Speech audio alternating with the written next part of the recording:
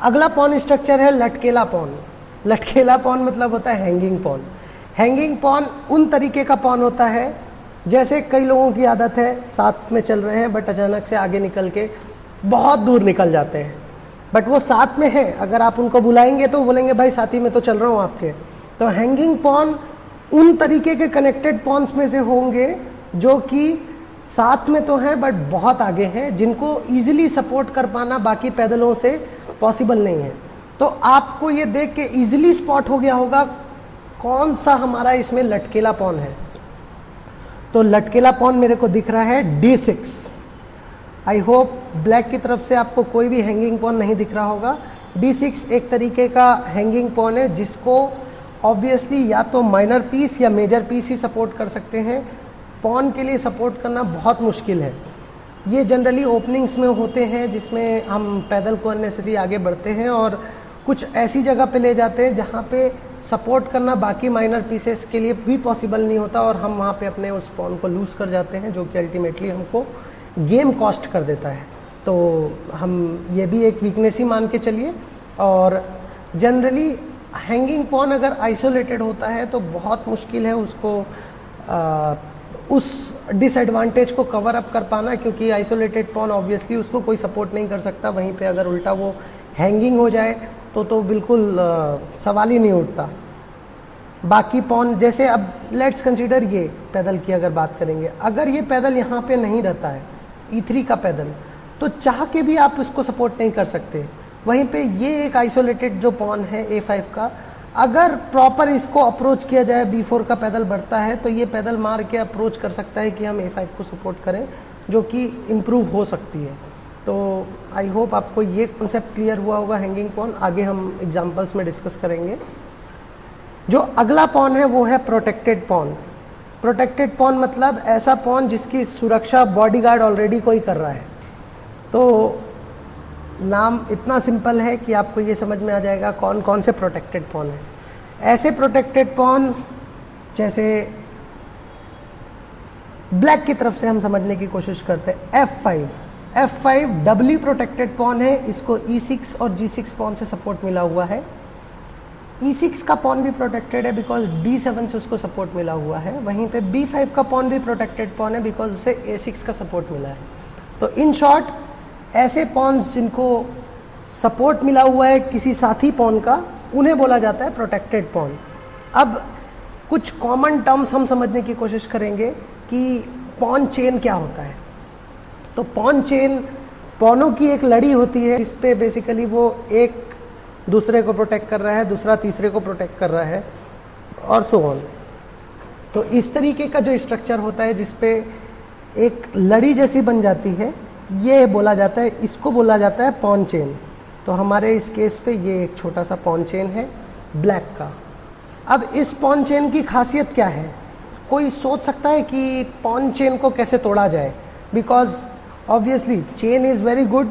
हमें कोशिश करना चाहिए कि ये एक अच्छा पॉइंट है कि पॉन चेन्स हम क्रिएट करें गेम्स में। जितना बेहतर से बेहतर पॉन चेन हमारे पास होगा, उतनी स्टफ़, उतनी चीज़ें हमारे पास में गेम पे रहेंगी अटैक करने के लिए, प्लान करने के लिए। और बाद में ऑब्वियसली कनेक्टेड पॉन तो एक प्लस पॉइंट है, पॉजिटिव फैक्टर है हमारे गेम के लिए।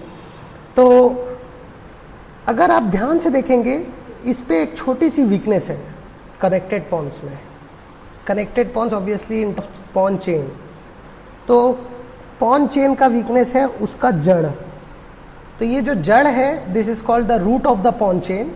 अगर आप root of the pawn chain में अटैक करते हैं तो ये बहुत ही ईजिली वल्नरेबल है और पूरे पॉन चेन को तोड़ा जा सकता है, जो कि ऑब्वियसली वेल नोन है कि ये एक बैकवर्ड पॉन है। तो हमारा कॉन्सेप्ट एक दूसरे से लिंक कर रहा है। जो पॉन चेन का सबसे आखिरी पॉन होगा वो बैकवर्ड पॉन के कॉन्सेप्ट के हिसाब से पूरी भीड़ का सबसे आखिरी पॉन, जो कि बाकी लोगों को तो सपोर्ट करता है बट उसको सपोर्ट करने वाला कोई नहीं है। तो इस कॉन्सेप्ट के हिसाब से सबसे जो ऑलवेज जो पीछे वाला रूट वाला पॉन होगा वो हमारा प्राइम वीकनेस रहेगा। तो ये हो गया पॉन चेन। अब आते हैं एक और बहुत इंपॉर्टेंट कॉन्सेप्ट में जिसका नाम है पॉन मेजॉरिटी। पॉन मेजॉरिटी का कॉन्सेप्ट आपको एंड गेम पे बहुत डिसिसिव रहता है। पॉन मेजॉरिटी का मतलब होता है हमारे चेस पे दो साइड होती हैं, एक होता है राजा का इलाका, एक होता है क्वीन का इलाका, king side and queen side. हमारी गिनती जनरली रहती है कि पॉन मेजॉरिटी मतलब किस साइड पे पैदलों की संख्या ज़्यादा है। जैसे अभी इस केस की अगर आप बात करेंगे, वाइट के क्वीन साइड में 3 पैदल है और ब्लैक के भी 3 पैदल हैं, तो वाइट का क्वीन साइड में और ब्लैक के क्वीन साइड में दोनों ही तरफ में कोई भी मेजॉरिटी नहीं है, क्वीन साइड मेजॉरिटी किसी के पास नहीं है। The same goes with king side as well. तो right now nobody is having any kind of majority in either of the sides.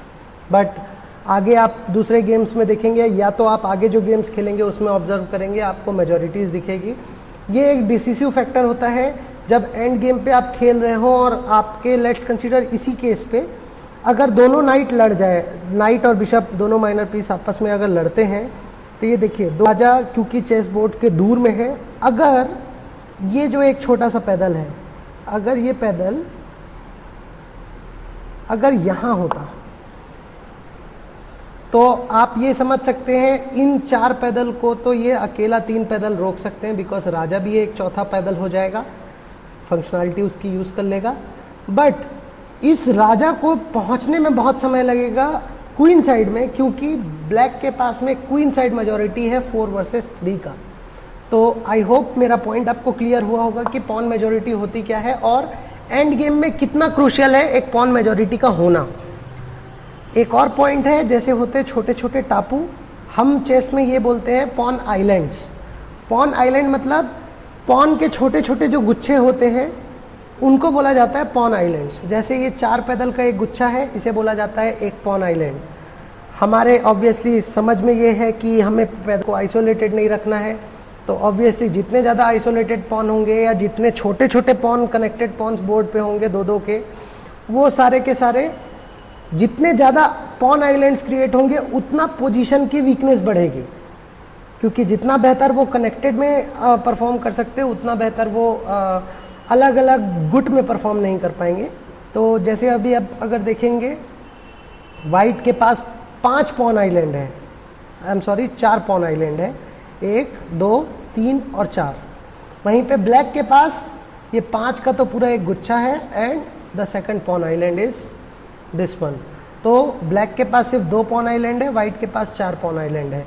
तो दिस इज़ फेयरली सिंपल कि आपको ये समझ में आ रहा है कि कहाँ वीकनेस हो रही है और किस तरीके से हमें वीकनेस को अप्रोच करना है। क्योंकि मल्टीपल पॉन आइलैंड्स है चेस में, तो वाइट के लिए पोजीशन थोड़ी ये क्रूशियल हो जाएगी अगर ब्लैक की यहाँ पे मूव है तो। और इसके साथ में जो सबसे लास्ट वाला पॉन है, जिसको मैं इंटेंशनली लास्ट में रखा था, तो वो पॉन का नाम है पास्ड पॉन। अब पास्ड पॉन का मतलब क्या हुआ, नाम से ही समझ में आ रहा है, निकल लिया। आप मान के चलिए पैदल अगर यहाँ होता, अब आप मेरे को बताइए इस पैदल को कोई सपोर्ट करने या रोकने के लिए आ सकता है क्या? इम्पॉसिबल। तो ये एक चेस में पास्ड पॉन कहलाएगा और इसे बोला जाता है एक वरदान दिया हुआ पॉन। इतना स्ट्रॉन्ग पॉन होता है, ये गेम को रिजल्ट में कन्वर्ट करने के लिए बस काफ़ी होता है। अभी आप अगर बिगनर हैं, इस वीडियो को देख रहे हैं, तो शायद आपको पास्ड पॉन की अहमियत उतनी समझ में नहीं आ रही होगी, बट जैसे जैसे आप अगर एक्सपीरियंस गेन करते हैं, आपको पॉन से जब आपको मैच जीतने की टेक्निक आना शुरू होता है, तब आपको समझ में आएगा एक पास्ड पॉन की अहमियत। तुम क्या जानो रमेश बाबू। तो आई होप सारे पॉन स्ट्रक्चर्स के बारे में आपको समझ में आया होगा। एक छोटा सा नॉन कन्वेंशनल पॉन स्ट्रक्चर है जो कि मैं आपको समझाना चाहूँगा। इस पॉन स्ट्रक्चर का नाम है डिस्कनेक्टेड पॉन। ये एक ऐसा पॉन स्ट्रक्चर है जिसमें राजा चाह के भी दोनों को रोक नहीं सकता और इसीलिए बोला जाता है disconnected pawns can handle a lone king. तो जैसे अगर आप देखेंगे, अगर राजा हम इसको मारने जाएंगे तो ये पैदल बढ़ेगा, बोला भाई मेरे को तो रोक के बता।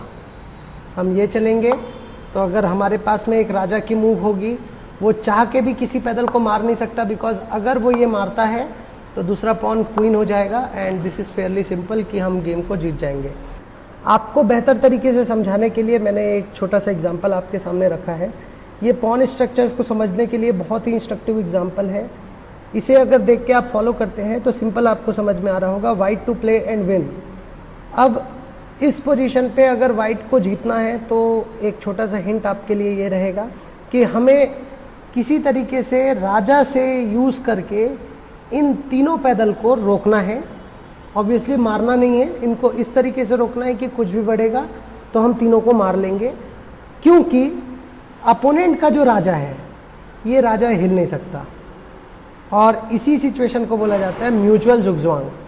अब आगे समझेंगे क्या होता है म्यूचुअल जुगजुआंग, मैं आपको अच्छी तरीके से समझाऊंगा, जो एक पोजीशन हम सोल्यूशन में देखेंगे। बट मैं आपसे कमेंट बॉक्स में इसका आंसर जानना चाहूँगा, और आई होप आपको ये पॉन स्ट्रक्चर का जो कॉन्सेप्ट है वो समझ में आया होगा, इंटरेस्टिंग लगा होगा। किसी भी तरीके का आपको पॉन स्ट्रक्चर का डाउट है, please feel free to ask. मैं से शतरंज की जितनी समझ है मैं कोशिश करूँगा आपके उन सारे क्वेरीज़ को एड्रेस कर सकूँ और रिजॉल्व कर सकूँ।